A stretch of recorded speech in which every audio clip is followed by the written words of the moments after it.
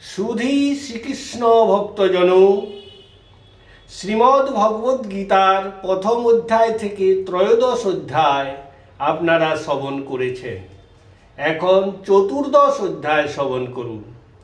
পরম প্রভু শ্রীকৃষ্ণের আশীর্বাদ তথা গীতা শ্রবণের পুণ্যফল আপনাদের উপর বর্ষিত হউক। শ্রীমদ্ ভগবদ্ গীতার বঙ্গানুবাদ, চতুর্দশ অধ্যায়, গুণত্রয় বিভাগযোগ। শ্লোক 1। শ্রী ভগবান বলিলেন, হে অর্জুন, জ্ঞান সাধন সমূহের মধ্যে পরম উত্তম জ্ঞান সম্বন্ধে পুনরায় বলিব, যাহা অবগত হইয়া সকল মুনিগণ পরম সিদ্ধি লাভ করিয়াছেন। শ্লোক 2। এই জ্ঞানকে আশ্রয় করিয়া আমার সমধর্মী হইয়া স্বর্গবাসকালে কিংবা প্রলয়কালেও কোনরূপ কষ্ট অনুভব করে না। শ্লোক 3। হে অর্জুন, মহৎ ব্রহ্ম আমার যোনি, তাহাতেই আমি জীবরূপ বীজ অর্পণ করি, তাহা হইতে সকল জীবের উৎপত্তি হয়। শ্লোক 4। হে কুন্তিপুত্র, সকল যোনিতে যে সকল শরীর উৎপন্ন হয়, তাহাদের মহৎ ব্রহ্ম যোনিতে আমি বীজপ্রদ পিতা। শ্লোক 5। হে মহাবাহ অর্জুন, প্রকৃতি হইতে উৎপন্ন সত্য, রজ ও তম গুণ সমূহ দেহের সহিত সংযুক্ত দেহীর আত্মস্থ রূপ বলিয়া জানিও। শ্লোক 6। হে নিষ্পাপ, এই গুণত্রয়ের মধ্যে স্বচ্ছতা তথা নির্মলতা হেতু বস্তুর স্বরূপ প্রকাশকারী ও শান্ত স্বভাবা সত্য গুণই সুখের প্রতি আসক্তি ও জ্ঞানের প্রতি আসক্তি দ্বারায় আবদ্ধ করে। শ্লোক 7।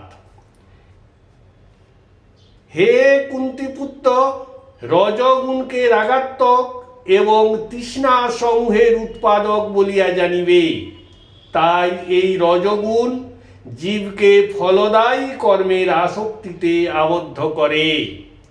শ্লোক 8। হে অর্জুন, তমগুণ অজ্ঞান হইতে জাত সকল জীবের মোহের কারণ জানিবে, এই তমগুণ পাগলামি, আলস্য ও নিদ্রা দ্বারায় আবদ্ধ করে। শ্লোক 9। হে অর্জুন, সত্যগুণ সুখে, রজগুণ ফলাকাঙ্ক্ষিত কর্মে আবদ্ধ করে, তমগুণ কিন্তু জ্ঞানকে আচ্ছাদিত করিয়া প্রমাদ এবং আলস্য আদিতে আবদ্ধ করে। শ্লোক 10। হে অর্জুন, রজ ও তম গুণকে অভিভূয় অর্থাৎ দমন করিলে সত্যগুণের উদ্ভব হয়, অনুরূপ সত্য ও তমগুণকে পরাজিত করিলে রজগুণের উদ্ভব হয় এবং সত্য ও রজগুণকে পরাজিত করিলে তমগুণের প্রাধান্য হয়। শ্লোক 11। যখন এই দেহে সকল জ্ঞানেন্দ্রিয়ে প্রকাশক জ্ঞান উৎপন্ন হয়, তখনই সত্যগুণ বর্ধিত হইয়াছে ইহা জানিবে এবং সুলক্ষণের প্রকাশ দ্বারাও বুঝিতে পারিবে। শ্লোক 12। হে ভারত শ্রেষ্ঠ, লোভ প্রবৃত্তিযুক্ত বিবিধ কর্মের উদ্যম ও অদম্য আকাঙ্ক্ষা তথা স্পৃহা রজগুণ বর্ধিত হইলে উৎপন্ন হইয়া থাকে। শ্লোক 13।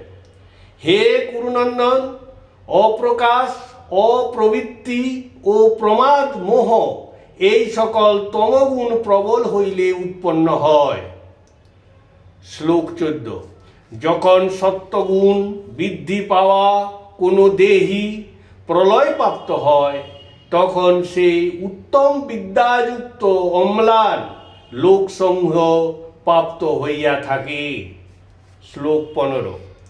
রজগুণের বৃদ্ধিকালে মৃত্যু হইলে ফলাসক্ত কর্মীদের মধ্যে জন্ম লাভ করে। এইরূপ তমগুণের বৃদ্ধিকালে মৃত্যুপ্রাপ্ত হইলে পশুজনিতে জন্মগ্রহণ করে। শ্লোক 16। সাত্ত্বিক কর্মের নির্মল ও সুখকর ফল, রাজসিক কর্মের দুঃখময় ফল এবং তামসিক কর্মের অজ্ঞানময় ফল প্রাপ্ত হইয়া থাকে। শ্লোক 17। সত্ত্বগুণ হইতে জ্ঞানের উৎপত্তি হয়, রজগুণ হইতে লোভের জন্ম হয়, তমগুণ হইতে প্রমাদ ও মোহ উৎপন্ন হয় তথা অজ্ঞানও উৎপন্ন হইয়া থাকে। শ্লোক 18। সত্ত্বগুণযুক্ত ব্যক্তিগণ উচ্চ স্থানে গমন করেন, রজগুণী লোক সকল মধ্যস্থানে অবস্থান করেন, তামস গুণ সম্পন্ন ব্যক্তি তাদের জঘন্য গুণবৃত্তির জন্য নিম্নতর স্থানে গমন করেন। শ্লোক 19। যখন জীব গুণত্রয় হইতে পৃথক কোনো কর্তা দেখিতে পান না এবং গুণত্রয়ের অধীশ্বরকে জানিতে পারেন, তখন সেই জীব আমার ভাব ভক্তি লাভ করিয়াছে জানিবে। শ্লোক 20। দেহীর দেহ হইতে উৎপন্ন এই তিনটি গুণকে অতিক্রম করিয়া জন্ম, মৃত্যু, জরা ও দুঃখ হইতে মুক্ত হইয়া অমৃত স্থান লাভ করেন। শ্লোক 21। অর্জুন বলিলেন, হে প্রভু, কি কি চিহ্ন দ্বারা এই তিন গুণের অতীত কোনো ব্যক্তি হয়ে থাকেন? তাহারা কিরূপ আচরণ করেন এবং কি প্রকারে এই তিন গুণকে অতিক্রম করেন? শ্লোক 22 থেকে 25।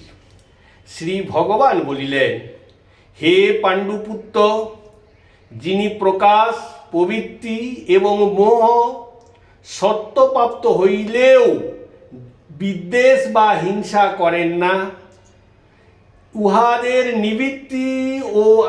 নিবৃত্তিরও আকাঙ্ক্ষা করেন না, যিনি উদাসীনের ন্যায় অবস্থিত হইয়া গুণসমূহে বিচলিত হন না, গুণ সকল স্ব স্ব কার্যে প্রবৃত্ত হইতেছে এইরূপ জানিয়া সুস্থির থাকেন, অর্থাৎ চঞ্চল হন না, সুখে ও দুঃখে সমবুদ্ধি বিশিষ্ট, স্বরূপনিষ্ঠ, মৃৎপিণ্ড, প্রস্তর ও কাঞ্চনে সমভাবাপন্ন, প্রিয় ও অপ্রিয়ে সমতুল্য জ্ঞান, নিজের নিন্দা ও স্তুতিতে ধীরতা বিশিষ্ট, মান ও অপমানে সমবোধ, মিত্রপক্ষে ও শত্রুপক্ষে সমভাব, সর্বপ্রকার আরম্ভ পরিত্যাগী, তিনি সেই ব্যক্তি গুণাতীত বলিয়া কথিত হন। শ্লোক 26।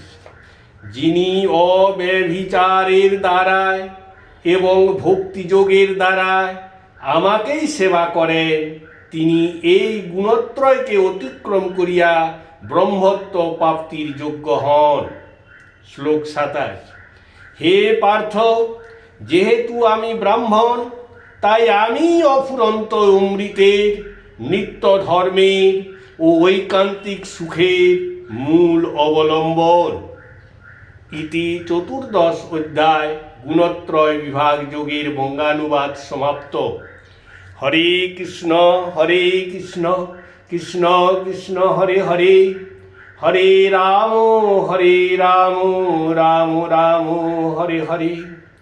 হে কৃষ্ণ করুণা সিন্ধু দীনবন্ধু জগৎপতে, গোপেশ গোপিকা কান্ত রাধা কান্ত নমস্তুতে।